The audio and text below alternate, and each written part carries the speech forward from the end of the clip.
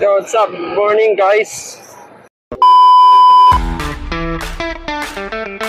So, dito tayo ngayon sa BGC. Kakaatid ko lang sa pamangkin ko sa school niya. So, yun, guys, no? Kaya tayo naka-video ngayon. Kasi, yung sinabi ko sa inyo na nakaraan na senaryo, parang may naamoy ako hindi maganda. yung tungkol sa customer na magpapa-add ng ganito, ganyan, di ba? Papakita ko muna sa inyo yung conversation namin. Tsaka kung paano yung diskarte nila. Nila o yung iba? Yung iba na lang. Kasi hindi pwedeng nila kasi marami yun. Iba.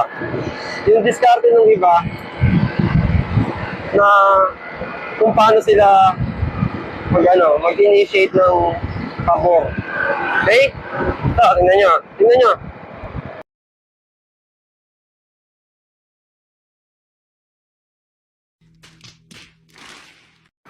Kita nyo na?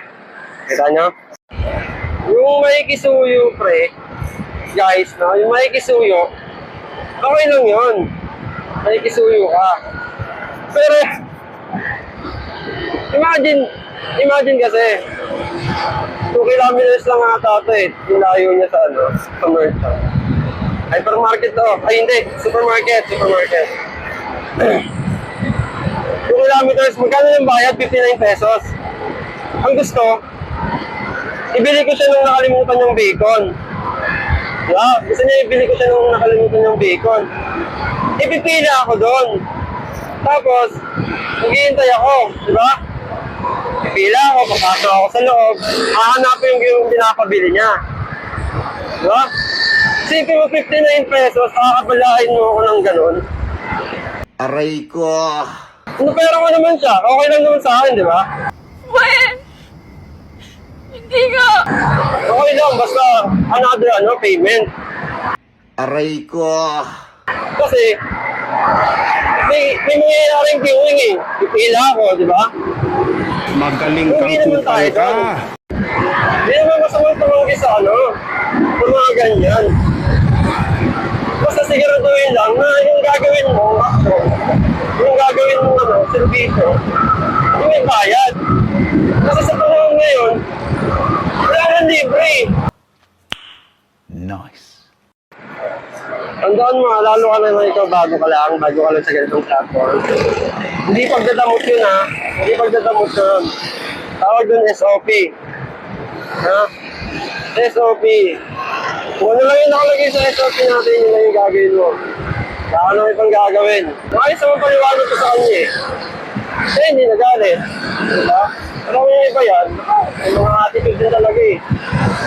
Lalo mga spoiled na mga spoiled na customer. Hindi totoo yan. Bola lang yan.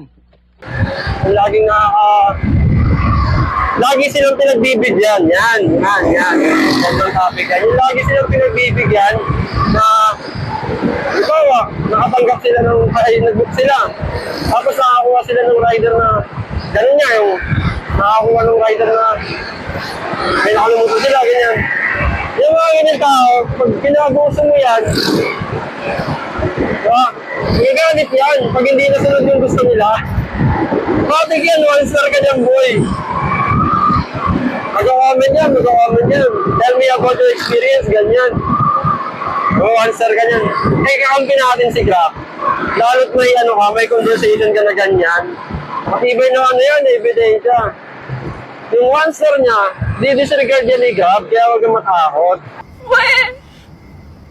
Hindi nga. Ano na makita niyo yung conversation niyo, na ganito, sinabi mo yung explanation mo kung bakit mo tinanggihan, ganyan. Kakampihan ka niyan. Siya hindi, kasi naguso siya. Yung naguso niya, yung karapatan niya. Diba? Bilang isang customer. Ikaw, ginawa mo lang yung trabaho mo. Ilang yun, pre. So yun lang na, dito ko na tatapusin to. Sana magbigay aral na sa mga baguhan, saka sa mga customer dyan na abusado, no? Sana mapanood nyo to. So yun lang, ayos na lang, may pantay-pantay na trato para hayaan buhay.